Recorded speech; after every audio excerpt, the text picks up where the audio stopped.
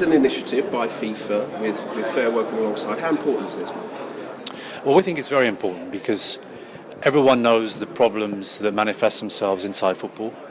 And one of the issues that we've had is a lack of regulation from governing bodies.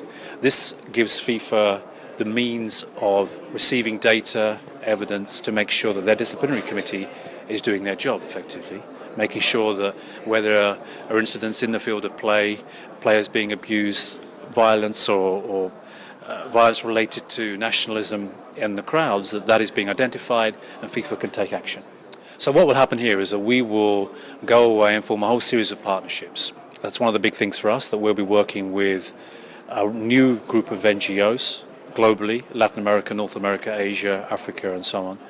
And we will be working with them on training them, on then selecting the observers from those partnerships. So we have local knowledge, a confederation level knowledge and then a global level of knowledge that we will bring to bear to the scheme. There's obviously a lot of talk today about Russia 2018. It's only 3 years away. Are there still real concerns that it could be blighted by racist behaviour from the stands? I mean, I think there are two issues here. One is that Russia has a vibrant domestic league which does suffer from racism every week. I mean, I don't think there's any question about the extent of racism in Russian domestic football. And then there's an international competition like the World Cup and how that could be possibly the source of racism towards players. The problem with Russia is it's such a big country that there will be a lot of venues spread out across the country. So it's a possibility. Generally at a World Cup, people come together. There's a sense of we are in the public spotlight. And so the famous story, for example, about South Africa and how crime dried up, that was because the South African people thought, we're in the spotlight, it's our chance to shine. And generally people behave differently. But Russia, as I say, is a very big country. The venues will be scattered around everywhere, and there's a real danger that we see some incidents at the World Cup itself.